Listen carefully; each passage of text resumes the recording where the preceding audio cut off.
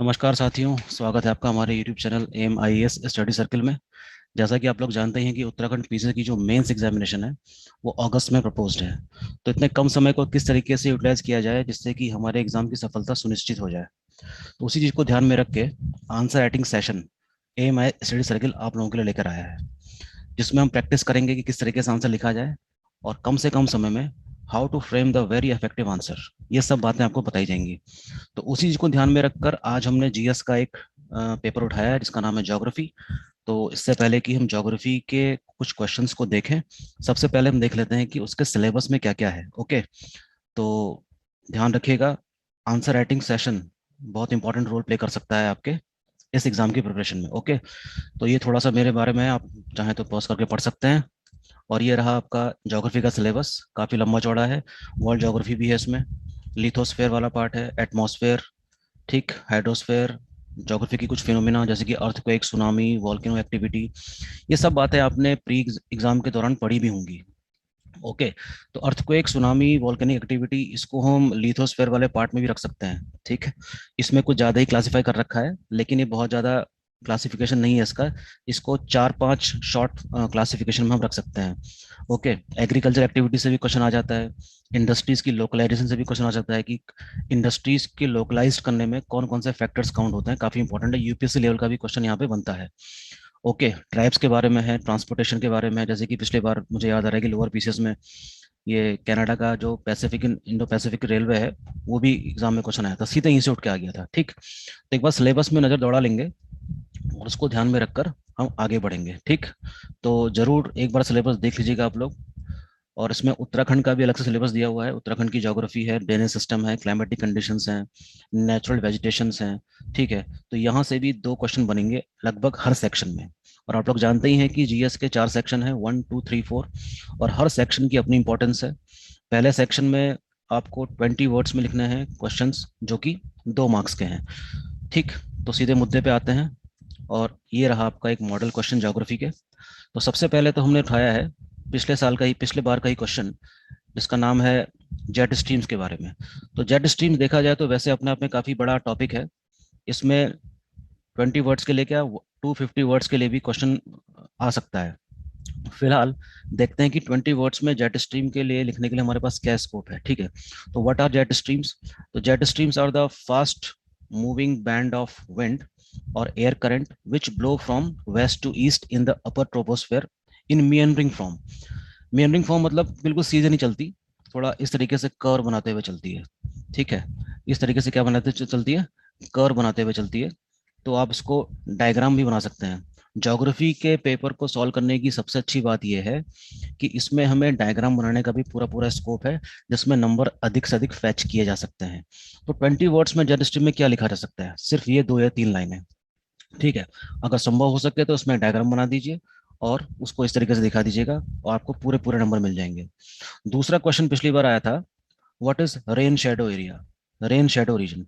तो rain shadow area is an area of a dry land that lies on the leeward side of the mountain. High mountain serves as a hindrance for cold and hot winds. तो देखिए, ये मैंने जगह जानबूझ के छोड़ी है छोटा सा डायग्राम बनाने के लिए। जैसे कि हमने एक माउंटेन बना दिया यहाँ पर, और कह सकते हैं कि यहाँ पर, क्योंकि most of the rainfall in the world is orographic in nature. ठीक है, तो आप बादल बना के यहाँ पर वर्षा कराते हुए दिखा सकते हैं। और इस वाले को हम कह सकते हैं कि leeward slope of the mountain, leeward. और ये होगा आपका विंड वर्ड। तो विंड वर्ड में क्या होगा, एक जो माउंटेन है वो एक बैरियर का काम करेगा और वहां पे बारिश करा सकता है। तो ये वाला पार्ट क्या हो जाएगा आपका, रेन शेडो। अगर ये 50 वर्ड्स के क्वेश्चन में आता है तो थोड़ा सा और स्कोप बढ़ जाता है कि इसमें कुछ चीजें हम कुछ इनपुट्स इसमें ऐड कर दें। जैसे कि उसमें इंडिया का एग्जांपल दे सकते हैं कि why Mumbai receives more rainfall than the Poona as they are lies in the almost in the same latitude. Why Poona receives less rainfall than Mumbai? Because it lies in the rain shadow area. The entire peninsular region of India is of rain shadow in nature. ठीक है, तो इसमें भी 20 words में लिखना है तो इसमें ज्यादा स्कोप है नहीं। लेकिन अगर इस तरह के क्वेश्चन 50 या 125 वर्ड्स में आते हैं तो उसको हम विस्तार दे सकते हैं। ठीक, नेक्स्ट, एक क्वेश्चन उठाया हमने पिछले बार का ही, 50 वर्ड्स का, और ये है आपका वेस्टर्न घाट्स के बारे में। तो मैंने how does the western Ghats are differ from the eastern Ghats. तो फिलहाल मैंने डायग्राम यहाँ पर उठाया है वेस्टर्न घाट का, जो कि लगभग 6 राज्यों से गुजर रही है, आपको पता ही होगा, और प्री एग्जाम की तैयारी में भी आपने इसको पढ़ा ही होगा।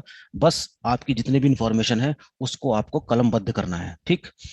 वेस्टर्न घाट्स के बारे में थोड़ा सा जान लेते हैं। वेस्टर्न घाट और the Sahyadri mountains is a mountain range that covers an area of 160,000 square kilometer in a stretch of 1600 kilometers, which runs parallel to the western coast of the India, starting from Gujarat in the north up to Tamil Nadu, it covering about 6 states. तो prelims exam के question में भी यहाँ से question आए हैं कि जो हमारा जो वेस्टर्न घाट है वो कितने राज्यों से होकर गुजरता है। तो वेस्टर्न घाट्स के बारे में कई सारे क्वेश्चन आने के स्कोप हमेशा रहते हैं, और हो सकता है कि इस बार के मेंस एग्जाम में भी वेस्टर्न घाट से कोई क्वेश्चन आ जाए। बायोडाइवर्सिटी हॉटस्पॉट के रूप में वेस्टर्न घाट क्यों जाना जाता है, ये भी क्वेश्चन आ सकता है। तो there are so many dimensions of this part from where question can be framed. Okay, तो इसमें ईस्टर्न घाट के बारे में भी थोड़ा सा आपको लिखना पड़ेगा। ईस्टर्न घाट क्या है, ईस्टर्न घाट और वेस्टर्न घाट में फर्क क्या है, कि वेस्टर्न घाट तो एक बिल्कुल कंटिन्यूअस सीरीज है माउंटेन की, जो स्टार्ट होती है नॉर्थ में गुजरात से लेकर कहाँ तक, तमिलनाडु तक, और थोड़े थोड़े इसमें गैप हैं, ठीक है, जिसको पाल घाट, भोर घाट इस तरीके से आपने पढ़ा भी होगा। लेकिन जो ईस्टर्न घाट वाला पार्ट है उसमें काफी लंबा गैप नजर आता है, वो कंटिन्यूअस सीरीज नहीं है माउंटेन की। And most of these gaps are filled by the rivers like Godavari, Krishna and Kaveri. Okay, so the mountainous जो कैरेक्टर है ईस्टर्न घाट का वो उतना प्रोलॉन्ग नहीं है जितना कि वेस्टर्न घाट का है। तो इस आंसर में भी आपको डायग्राम बनाने का पूरा पूरा स्कोप है। And remember, once you are able to form a rough diagram, तो यहाँ पर आप बना लेना वेस्टर्न घाट का और ईस्टर्न घाट को आप इस तरीके से दिखा सकते हैं, ठीक। तो आप तो ये देख सकते हैं कि आसानी से कि ये जो गैप है इसको किसने फिल किया है, यहाँ पर बहने वाली नदियों ने। और यकीन मानिए पूरे पूरे नंबर मिलने की संभावना यहाँ पर है। ज्योग्राफी इसलिए एक स्कोरिंग सब्जेक्ट है। एक क्वेश्चन हमने उठाया है आपका 125 वर्ड्स का, describe the types of rainfall. Rainfall के बारे में भी क्वेश्चन एग्जाम में आया था पिछली बार, 125 वर्ड का। तो रेनफॉल की सबसे पहले इसमें डेफिनेशन लिख देंगे, रेनफॉल होती क्या है, कितने फॉर्म में होती है, तो प्रेसिपिटेशन भी कहते हैं इसको, ठीक है। लेकिन इसका जो नेचर है वो अलग अलग प्रकार का है। जैसे कि नंबर 1 हमने लिखा है यहाँ पर कन्वेक्शनल रेनफॉल। ये कहाँ पर होती होगी, इक्वेटर वाले इलाके में। कैसे, जैसे कि इक्वेटर वाला है इलाका, यहाँ पर टेम्परेचर काफ़ी हाई होगा जिसकी वजह से इवेपोरेशन काफ़ी ज़्यादा होगा। तो इक्वेटर वाले इलाके में आप देख सकते हैं कि अमेजन का फॉरेस्ट है, कॉन्गो का जो फॉरेस्ट है अफ्रीका में, वहां पर इस प्रकार की रेनफॉल आपको देखने को मिलती है। तो यहाँ पर भी आप छोटे छोटे डायग्राम्स बना सकते हैं अपने आंसर को सपोर्ट करने के लिए। But the most common form of rainfall all across the world is orographic, जैसा कि अभी हमने डिस्कस किया था पिछली बार। अब पिछले इससे जस्ट पहले ही साइक्लोन की वजह से भी रेनफॉल होती है, जो कि कोस्टल रीजन में होती है, वो भी बता सकते हैं। फ्रंट्स क्या होते हैं, फ्रंट की वजह से भी रेनफॉल होती है, तो इसको भी आप डायग्राम के जरिए आप इसमें दिखा सकते हैं। दो दो लाइन लिख के आप पूरे 125 वर्ड्स पूरे कर सकते हैं। तो these are the keywords which you have to utilise while framing your answer in the classroom. Okay, तो एक काफी अच्छा क्वेश्चन है, और हो सकता है कि इस वाले एग्जाम में भी इस तरह का कोई क्वेश्चन, इसके आसपास का क्वेश्चन बन के आ जाए। नेक्स्ट देखते हैं 250 वर्ड का, जो पिछली बार तो इसमें आया था, शायद मुझे याद आ रहा है कि विंड एक्शन की वजह से कौन कौन से लैंडफॉर्म्स बनते हैं। तो यहाँ पर मैंने खुद फ्रेम किया है कि फ्लूवियल एक्शन क्या चीज होती है, और उसकी वजह से जो लैंडफॉर्म्स बनते हैं हमारे सरफेस ऑफ द अर्थ में वो किस प्रकार के हैं। फ्लूवियल यानी कि the flow of the water actually. Water in the form of river plays very important role in forming these different kind of landforms. जैसे कि रिवर स्टार्ट हुई, काफी हाइट में स्टार्ट होती है, एक जगह से निकली पहाड़ से, और पहाड़ से नीचे उतरते हुए आ रही है, प्लेन्स में पहुंच रही है, और लास्ट में कहाँ पहुंच रही है, सी में। तो इस पूरी जर्नी में रिवर कुछ ना कुछ काम कर ही रही है। तो अपने पूरे मार्ग में रिवर ने जितने भी लैंडफॉर्म बनाए हैं उसके बारे में थोड़ा थोड़ा डिस्क्रिप्शन देते हुए आप आंसर को आगे बढ़ाएंगे। तो अगर माउंटेन से निकल रही है तो जाहिर सी बात है कि उसकी रफ्तार काफी तेज होगी, तो वहां पर वो वर्टिकल इरोजन ज्यादा करेगी और हॉरिजॉन्टल क्या करेगी, कम करेगी, ठीक है। अगर दोनों लगभग बराबर बराबर रेशियो में कर रही हो तो नई जो एक नई प्रकार की एक इरोजन लैंडफॉर्म बनता है, उसको हम कहते हैं वी शेप वैली, ठीक है। अगर रॉक्स काफी हार्ड हैं तो रिवर का जो हॉरिजॉन्टल जो वो है इरोजन एक्टिविटी वो थोड़ी कम हो जाती है और वर्टिकल ज्यादा रहती है, तो उसकी वजह से क्या बनती है, आई शेप वैली।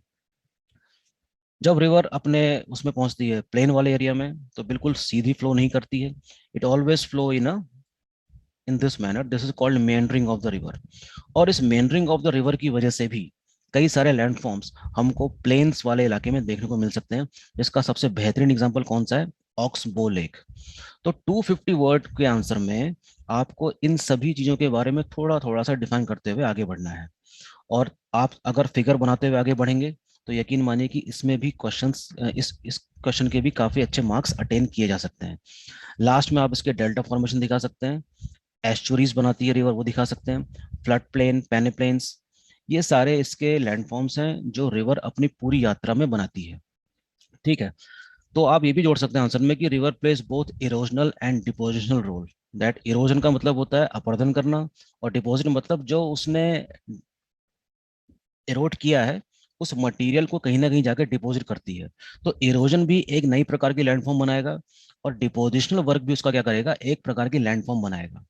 तो delta is an example of a depositional work of the river, while V shape valley, I shape valley are the erosional activity of the river. इसमें एक साइकिल है, साइकिल ऑफ इरोजन, जो Darwin उसकी है, Davis की। हो सकता है इस बार क्वेश्चन वहां से आ जाए। ठीक है, what you understand by the Davis cycle of origin, काफी इंपॉर्टेंट टॉपिक है, प्री में आपने पढ़ा भी होगा इसको।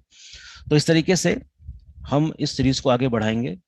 जो लोग इंटरेस्टेड हैं वो कमेंट बॉक्स में कमेंट कर सकते हैं, और आप हमारा ऐप भी डाउनलोड कर सकते हैं एम आई स्टडी सर्किल का। So please give the comment. और आने वाले लेक्चर्स में हम लोग कुछ हाई एंड टॉपिक्स भी डिस्कस कर सकते हैं, जैसे कि एक मैंने यहाँ पे रखा है, what do you understand by the southern oscillation, दक्षिणी दोलन से आपका क्या तात्पर्य है। सो देख सकते हैं आप कि this was discovered by the sir Gilbert walker, जो इंडियन मेट्रोलॉजिकल सर्विस के डायरेक्टर थे उस समय। उन्होंने काफी कुछ चीजें नोटिस करी इंडियन ओशन में, और पाया कि टेम्परेचर क्या है, कहीं ज्यादा होता है कहीं कम होता है, और उसी की तरीके से उसमें प्रेशर डिफरेंस भी क्रिएट होता है। So this circulation over the Indian ocean and over the atmosphere, जो ये सर्कुलेशन बनता है उसको कहा जाता है सदर्न ऑसिलेशन, और इसको वॉकर सर्कुलेशन भी कहा जाता है। और ये इंडिया के मानसून के डेवलपमेंट में काफी इंपॉर्टेंट रोल प्ले करते हैं। Okay, it is very very important topic, we shall discuss in the coming lectures. Okay, इसी प्रकार से मैंने आपको एक सामने एक और अच्छा टॉपिक रखा है, जिसको इंडियन ओशन डायपोल्स, आप क्या समझते हैं। तो उसके लिए भी आप इस तरह के अगर कोई क्वेश्चन आते हैं एग्जाम में, Indian ocean dipole, southern oscillation, try meridional circulation of the air, वो यकीन मान के चलिए कि वो 250 या 125 वर्ड्स में ही आएंगे, 20 वर्ड्स में आने का स्कोप इसमें नहीं है। ठीक है, हमारे पास 4 सेक्शन है, और चारों में किस प्रकार से क्वेश्चन आ सकते हैं इसका हमें पूरा ध्यान रखना है। ठीक है, तो इंडियन ओशन डायपोल भी हम डिस्कस करेंगे आने वाले लेक्चर्स में।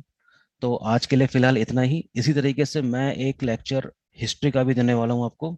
तो हमारी पूरी कोशिश रहेगी कि आंसर राइटिंग के जरिए आप किस तरीके से इस कम समय में अपनी सफलता की संभावना को क्या कर सकते हैं, और भी अधिक बढ़ा सकते हैं।